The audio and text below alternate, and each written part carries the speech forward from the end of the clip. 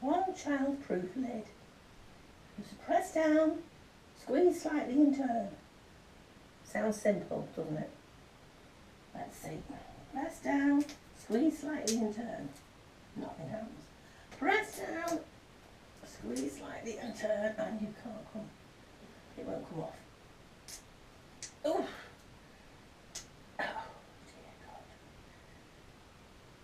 Oh.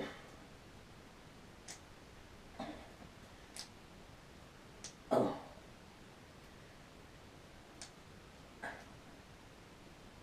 Oh. Now it still won't come off. Oh, I give up. Hey, the lid is off.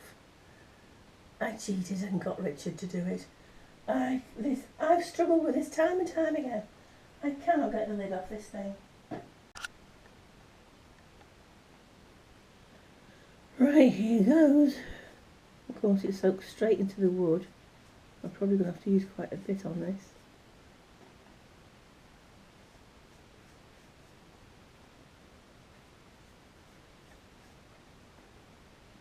This is clear varnish.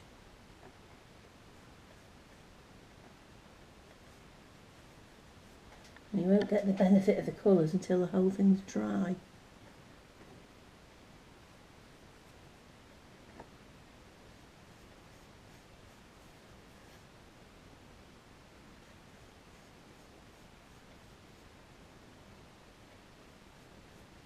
I mean, when I say you won't get the benefit, I mean you won't really be able to see entirely what it looks like till it's dry, because it'll all go dark at the moment. I'll probably have to put a couple of coats on actually.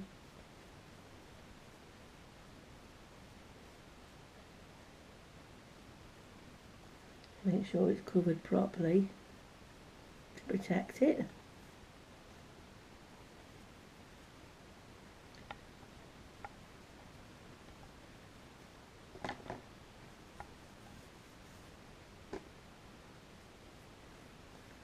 There we go.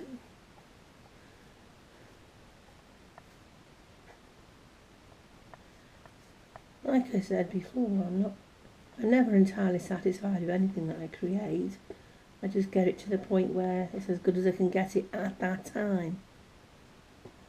And there's the temptation to keep fiddling with paintings or anything else that you're creating. If you fiddle with it too much, you sort of wreck the whole thing with fussy little details that it really didn't need.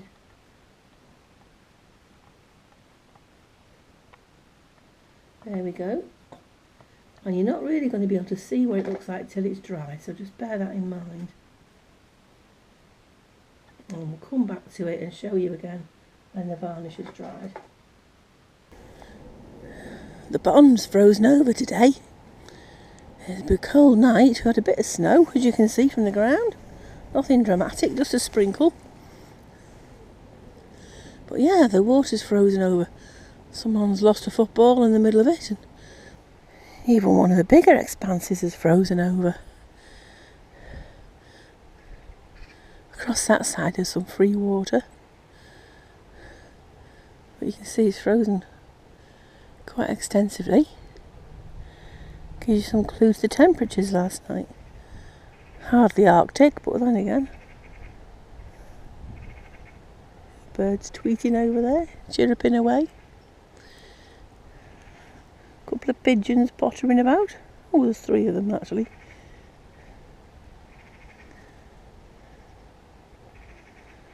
Hello pigeons. Oh, and I've got Rosie and Jim with me, of course. Rosie's got a winter jumper on today.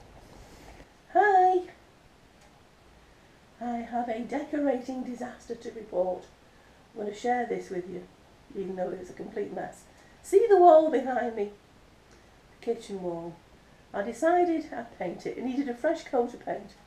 So I went into town, bought some paint, and while the mood was on me, got the stepladder out, got the paintbrush out, and this is one coat behind me. I was halfway through painting the wall. I thought, I really don't like that colour. Then Richard came down and he looked at the wall and said, ugh. Then he decided, you know what that looks like, he said. He said, do you remember ceilings in pubs? Long before the smoking ban, when all the ceiling would be stained this disgusting nicotine colour. That's the wall behind me. It's only one coat. Now, according to the tin of paint, you only need one coat. As usual, that is complete fiction. I have yet to encounter paint that takes only one coat. Despite all the advertising claims on planet Earth, they don't. Not unless your wall is perfectly smooth and perfectly white and a perfectly paintable surface, which this clearly is not. So anyway, this is the mess. So the weekend, we're back to buying some more paint. Hopefully it'll look less like a ghastly nicotine stain. Watch this space. We all have disasters. It looked nice in the tin, it honestly did. But looking at this wall now, ugh, vile, isn't it?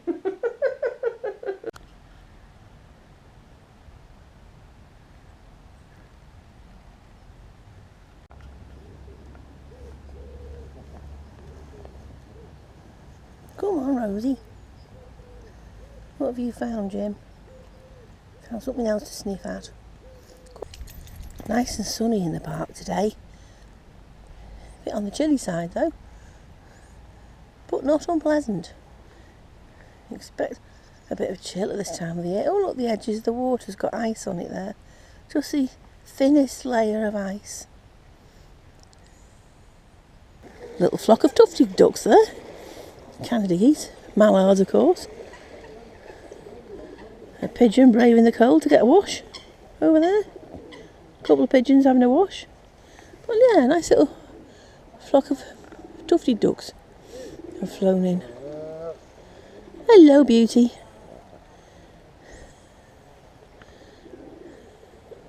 They have a tiny tuft of feathers sticking out the back of the head. They're the male ones. The female ones, you sometimes have a job to spot them. They're quite drab by comparison, sort of brown colours.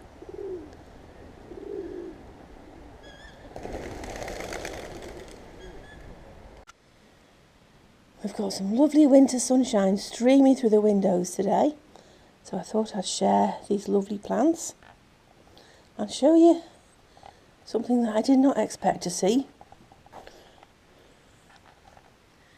Two little mushrooms, or toadstools, whatever they are, that have sprouted there. That's supposed to be potting soil, and we've sprouted some mushrooms, or toadstools. They're kind of cute, aren't they? That's why I've left them there. I did not expect to see that. Let me show you something else downstairs. So those were some plants upstairs. And these are some plants downstairs. Let me show you this in bloom. Move this out the way so you can see. Aren't the flowers gorgeous? They're absolutely beautiful.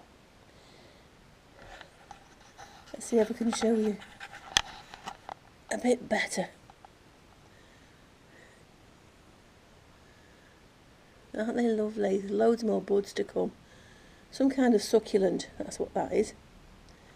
And this one is something I grew from just one of these leaves. If a leaf breaks off and it's healthy, pop it in some water, suspended so it's just touching the water, and it'll grow roots quite readily. The leaf will sprout quite readily. Look at my hand. Oh, look at my poor hand. I went flying yesterday and fell over, grazed all my hand. My knee is even worse. It looks like I've lost half the skin off my knee, so I'm hopping around quite painfully today.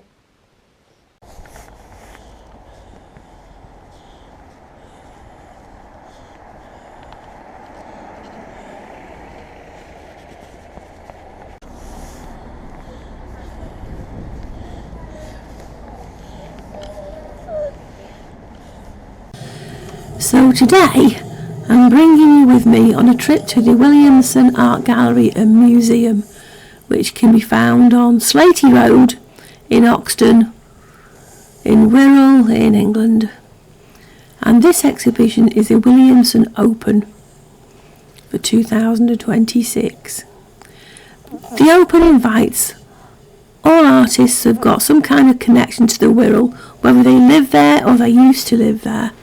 And this hello Billy, there's a Billy Connolly sat there in a glass case. Looks like he's lost his head. Yeah, they can submit work and have it on exhibition, and the public can come around and have a good look and buy pieces if they wish to, often at quite reasonable prices.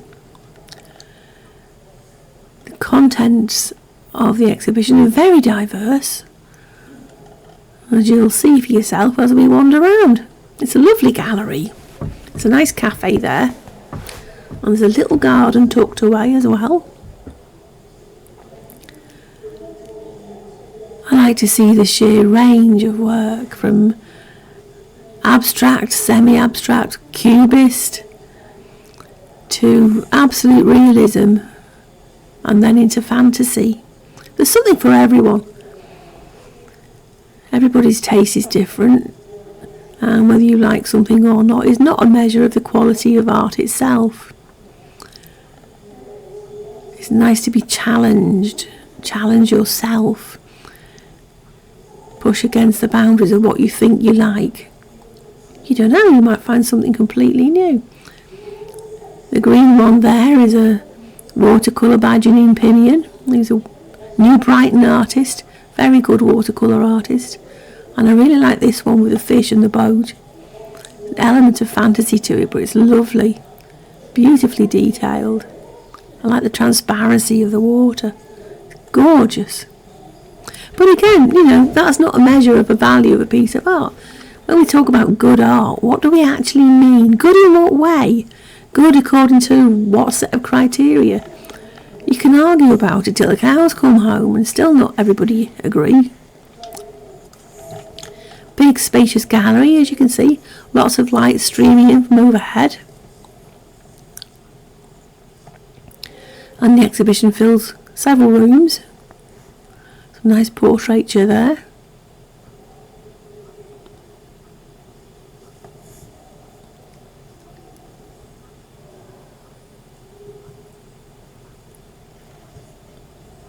Not very busy in the gallery today, is it? Lots of space, but that's how I like it. It's easier to see the paintings without having to fall over crowds of people. If you were to go on the opening night, it's shuffle space only. You can hardly move for people. I prefer to see it more than once. Then you can get, on your first visit, it's an impression of what's there. And the second time, this piece is lovely, isn't it? Beautiful work. Well, I think so anyway. Yeah, on your second visit, you can absorb more. You can analyse more what you're looking at.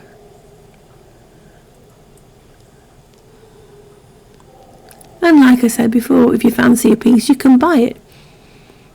All this work's for sale.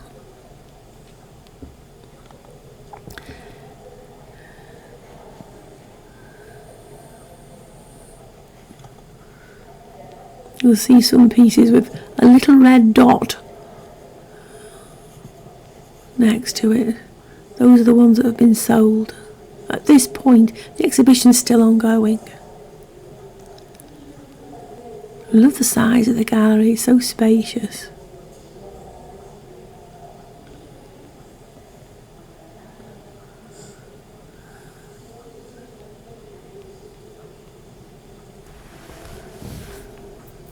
And isn't the parquet floor beautiful? I've always admired that kind of flooring. You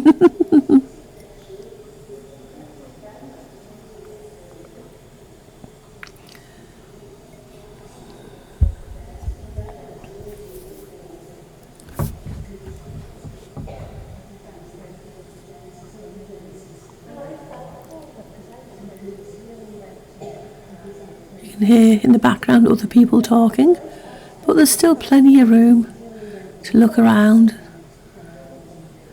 at your own speed. Must be quite a job actually staging this, deciding which paintings are going to go where, hanging them all properly. That's an interesting piece of work there. I like that one a lot. That's a glimpse into the cafe. It's quiet today. Normally it's absolutely chocker with people tucking into a nice meal. It's a separate exhibition, this is. They often run more than one exhibition at the same time. Lovely colour of blue there. Looks like, is it since hives? I don't know. Can't see from here.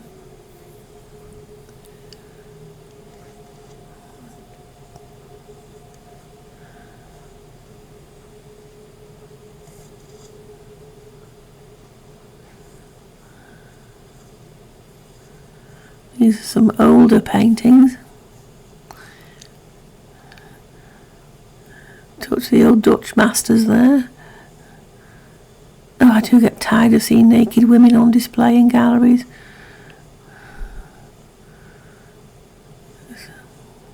This ghastly painting here, honestly, any excuse for some lurid man to gawp at a woman's body. Pathetic. Objectifies women's bodies. I don't like it at all. We are not objects to be gawped at for the male gaze.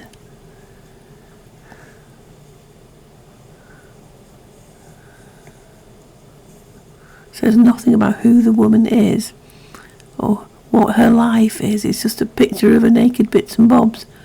Honestly, half the population of the planet have them. Get over it. Now we've got something slightly different here. Some kind of installation. You'll be hearing some music as we go closer to it. And here we are. It's in a darkened room with a video running and sound and light.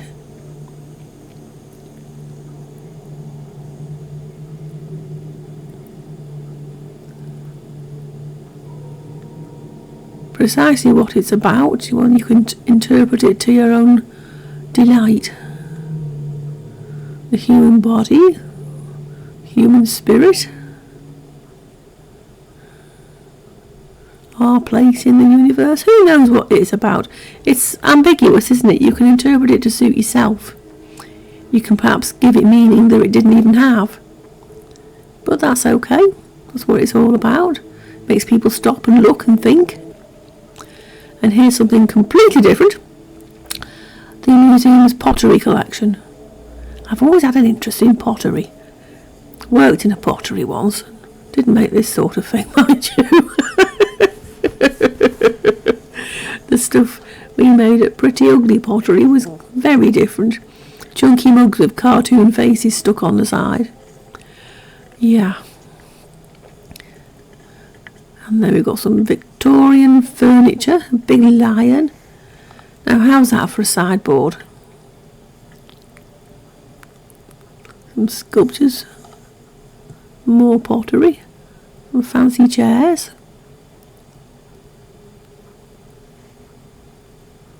Some William Morris wallpaper. Probably reproduction, I should imagine.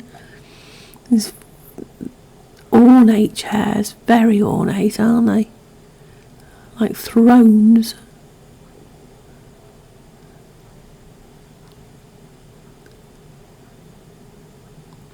The sort of thing you'd see in the Sacrarium, perhaps, with the Artisan-Sorcerers. Now 4 of those, one on each cardinal point. Yeah, I could see Bethany Rose and Morgan and company using those. Giant fireplace, bit big for our house, but very interesting. You'd have to have a massive room for it, wouldn't you? Opposite where I live, there's a bunch of modern flats being built. You wouldn't even get that thing through the door. The rooms that they're building are so small. How on earth people can live in these tiny little boxes, I don't know. Better than nothing, I suppose. Very elaborate piece there, all covered in several bits put together according to the information. Very elaborate, heavily carved. And now we've got this gorgeous inlaid table. Isn't it lovely? Beautiful, beautiful work. This part of the museum is the collection of model ships. The wealth of the area during Victorian and Georgian times all came from the river, from the shipping industries. And this little lot is some of the model boats.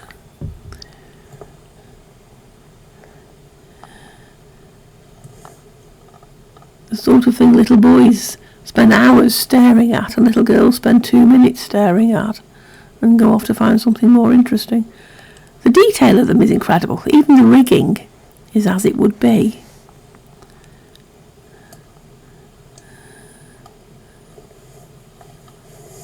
Lots of different types of ships and boats and ferries. Don't ask me to tell you which ones.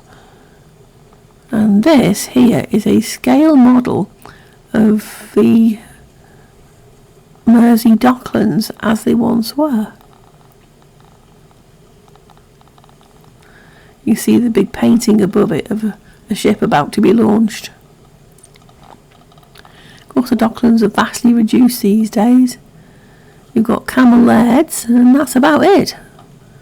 Here we've got some of the Della Robbia collection. With, if you look at these, some of the plaques on the walls have borrowed their ideas from Edward Burne-Jones, one of the early pre-Raphaelites, and a favourite artist of mine. There's more Della Robbia pottery here. Della Robbia was a Birkenhead pottery company, long since gone. They were known for these colourful designs, big chunky stuff.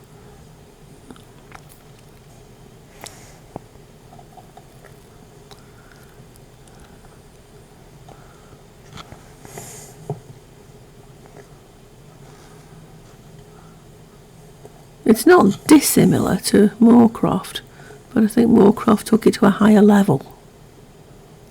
Some of the figuring is a bit too hefty and clumsy, but the colour makes it work.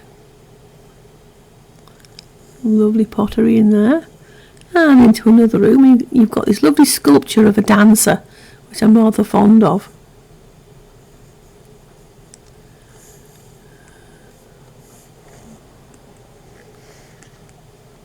Another bit of Della Robbia pottery, or something that was inspired by it perhaps. And then you've got a more contemporary piece over here, all little squares dangling. Yeah, big pottery piece there. And into here we have got something else. As you can see, it's a lovely spacious gallery. You've got some information there you can look at if you want to, a little video installation, all kinds of, is it student work? I don't know. Bits of cloth being painted on, hanging up.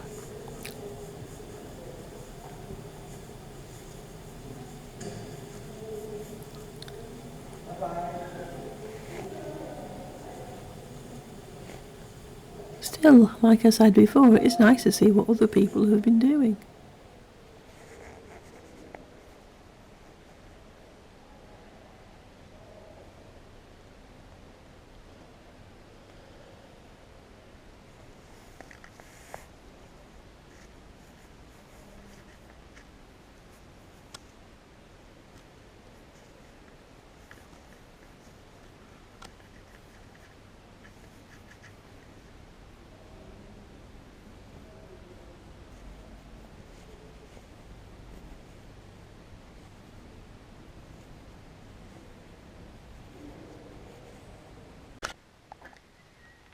You comfy in that, Rosie? Eh? You comfy there, Petal? Oh, you didn't need to get out. Oh, you having a stretch? You had your blankie all nice there, didn't you? in your lovely little fluffy blanket basket thing. You are beautiful. Aren't you gorgeous? Yes, you are. Oh, she's a beautiful little girl. And you know, you're beautiful, aren't you? Hello. Hello, beauty queen. Well, I hope you enjoyed that video. Bit of a mixture of all sorts in that one, eh? I've been a little bit slow making videos lately because most of my time has been taken up with working on my 5th novel. It'll be probably the last in the Artisan-Sorcerer series. I might return to the series again in the future, but with different characters perhaps, because there's a lot of different characters I can bring in. And I'm actually planning the novel after that, which is going to be a ghost story, different again. Nothing to do with the Artisan-Sorcerer series. Meanwhile,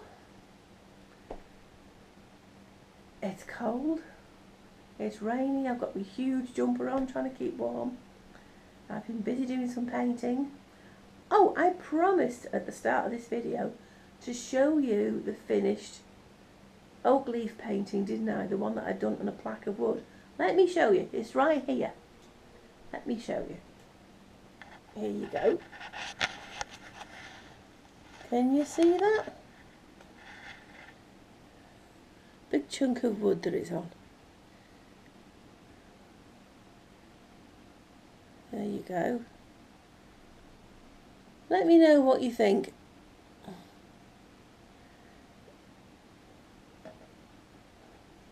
Oops, there we go.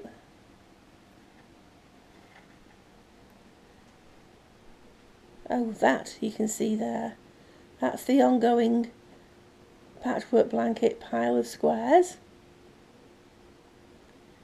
I've done some more, done a nice purple one there. Love that colour of purple. Absolutely love that colour of purple. Nothing much new to show you over here. Pile of stuff. Got some more canvases ready for painting on. I bought these nice rectangular ones. I don't know what I'm going to paint on them yet, but don't worry. I'll think of something. Oh, and I treated myself to some little canvas boards as well.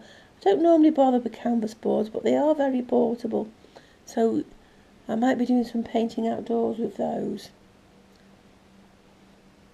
So, that's it for this time. I hope you enjoyed the video. If you do, give me the thumbs up and subscribe to the channel. And I'll see you again soon. Bye.